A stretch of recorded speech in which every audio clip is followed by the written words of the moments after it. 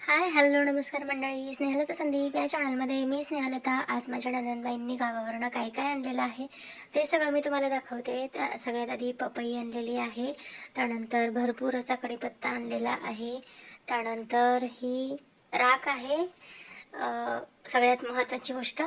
त्यानंतर हा येवल्याचा स्पेशल खाऊ. त्यानंतर ह्या छोट्या भेंड्या आहेत, म्हणजे भेंड्याच आहेत पण छोट्या मोठ्या वेगवेगळ्या आणल्या आहेत. घरची गवार आहे, घरच्या भेंड्या आहेत. त्यानंतर हा त्यांनी सकाळी बांधून आणलेला डबा, बाजूला असलेल्या पपई. हे सगळं घरून आणलेलं आहे. गावाकडून येणारी माणसं ही कधी रिकाम्या हाताने येत नाही. शिवमसाठी त्यांनी पिपाणी आणलेली होती. त्यानंतर अजून भरपूर गोष्टी आणलेल्या होत्या. ही एक छोटीशी कैरी त्या घेऊन आलेल्या आहेत. त्यानंतर भरपूर असे लिंबू घेऊन आलेले आहेत. गावाकडनं येणारी माणसं ही कधीच रिकाम्या हाताने येत नाही, ते पिशवी भरूनच काहीतरी घेऊन येतात. तर माझ्या नणंदबाई आलेल्या होत्या आणि त्यांनी सगळं सामान आणलेलं आहे सोबत. त्यानंतर मग आमचे पेपर चालू असल्यामुळे विशेष अशी काही मला तयारी करता आली नाही, पण जितकं शक्य झालं तितकीशी तयारी मी करून घेतली. बघू शकताय, दीदींसाठी कपडे आणलेले होते, छोट्या मोठ्या लागणाऱ्या वस्तू आणलेल्या होत्या. ताईंसाठी हळदी कुंकवाचा करंडा आणि सिंदूर पेन्सिल मी घेऊन आले होते. त्यानंतर 5 फळं आणि पेढा होता आणि छोटासा मी 16 बहीण भाजीच्या कौतुकाचाही लिहून तयार करून घेतलेलं होतं. आणि त्यांचं धोंड्याचं वाण देण्यासाठी मी सगळ्यात आधी दीदीने त्यांचे पाय धुवून घेतले, पायाला हळदी कुंकू लावून घेतलं. एखाद्या म्हणजे कन्यापूजन करायचं होतं आणि नणंदबाईंची ओटी भरायची होती, तर त्यासाठीची माझी तयारी चालू होती. खरं तर पेपर होता दुपारी आणि त्यामुळे वेगळी विशेष अशी तयारी करायला वेळ मिळाला नव्हता, कारण पेपर देऊन आले होते मी आणि त्यांनाही लगेच बाहेर जायचं होतं. तर मग त्यासाठीचीच माझी तयारी ही सगळी छोटीशी झटपट केलेली तयारी होती. तर तुमच्या घरी अधिक महिन्याची अशी मस्त छानशी तयारी करून धोंडा झाला आहे का, हे मला नक्कीच कमेंट करून सांगा. तुम्हाला माझे व्हिडिओज कसे वाटतात हे सुद्धा कमेंट करून नक्कीच सांगा. बऱ्याच नवीन सबस्क्रायबर जोडले गेलेले आहेत. त्यांनीही माझे व्हिडिओज रेग्युलर बघा. व्हिडिओ आवडत असतील तर व्हिडिओला लाईक, शेअर आणि चॅनलवर नवीन असाल तर सबस्क्राईब आवर्जून करा आणि मला कमेंट करून सांगा.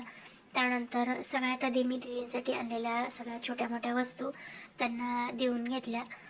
इथे सगळं व्हिडिओ काढायचं काम चालू होतं, त्यामुळे मग त्यानंतर मग त्यांचा पाय वगैरे पडला. खरं तर काही वस्तू देतानाचा अजून व्हिडिओ आहे, तो पुढे तुम्हाला बघायला मिळेल. पण पाय धुताना मी त्यांचे पाय पडले नव्हते, त्यामुळे मग सगळ्यात आधी त्यांचे पाय धुवून घेतले आणि आम्ही पाय पडून घेतला आणि त्यानंतर मग राहिलेलं वाण दिलं परत. तर अधिक महिन्यामध्ये तुमच्याकडे काय काय विशेष करतात हे मला कमेंट करून नक्कीच सांगा. त्यानंतर मग ड्रेस वगैरे देऊन घेतला. त्यानंतर मग जी 5 फळं आणलेली होती ती दिली.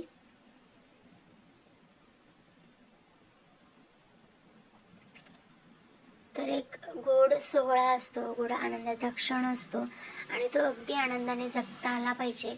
मी प्रत्येक गोष्ट ही आनंदाने सेलिब्रेट करण्याला महत्त्व देत असते, कारण काय असतं ना, ती वेळ निघून जाते पण त्या आठवणी माणसाला कायमस्वरूपी राहतात. त्यामुळे आठवणी चांगल्या जोडून ठेवणं हे मी काम करते. त्यानंतर मग ताईंचे पाय धुवून घेतले, पायाला हळदी कुंकू लावून घेतलं.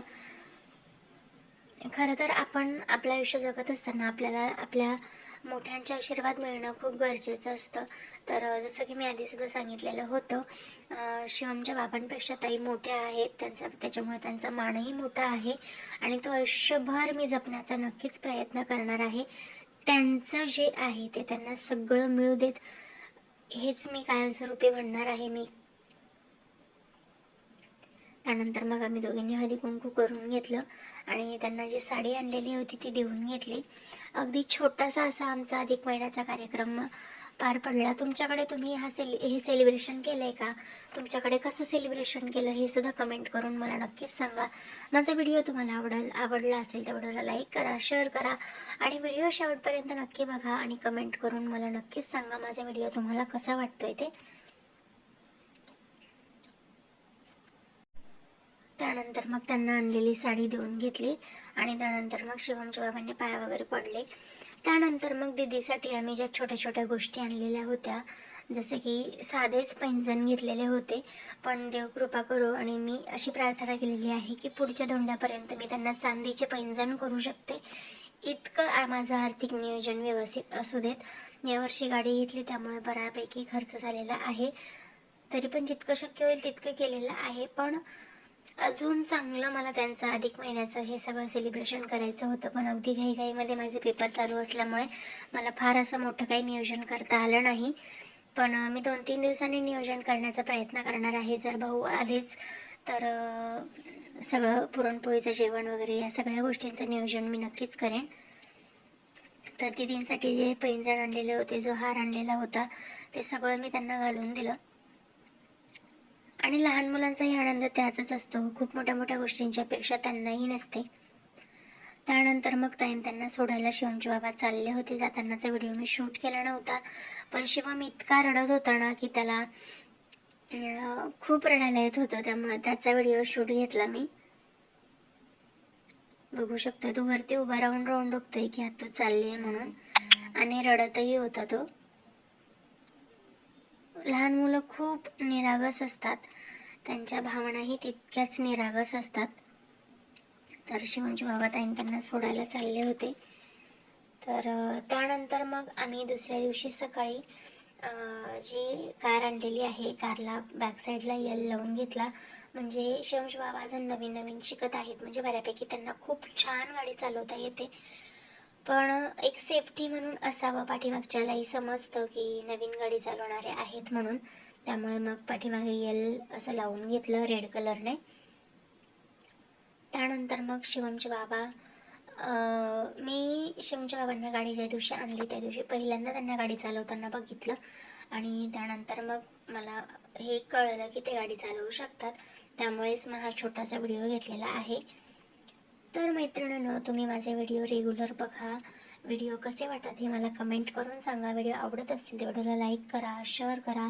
चॅनलवर नवीन असाल तर सबस्क्राईब करा आणि त्या बाजूचं बेल आयकॉनसुद्धा नक्की प्रेस करा, म्हणजे माझे आलेले नवीन व्हिडिओ तुम्हाला नक्कीच बघायला मिळतील. बरेच सबस्क्रायबर नवीन आहेत, बऱ्याच जणांनी फॉलो केलेला आहे. तर सगळ्यांनी व्हिडिओ नक्की बघा. व्हिडिओ आवडला असेल तर व्हिडिओला लाईक, शेअर, सबस्क्राईब नक्की करा. चला तर मग मैत्रिणींनो, भेटूया नवीन व्हिडिओमध्ये नवीन काहीतरी घेऊन. तोपर्यंत स्वस्त राहा, मस्त राहा, स्वतःची काळजी घ्या. Bye bye. श्री स्वामी समर्थ. जय जय स्वामी समर्थ. श्री स्वामी समर्थ. जय जय स्वामी समर्थ.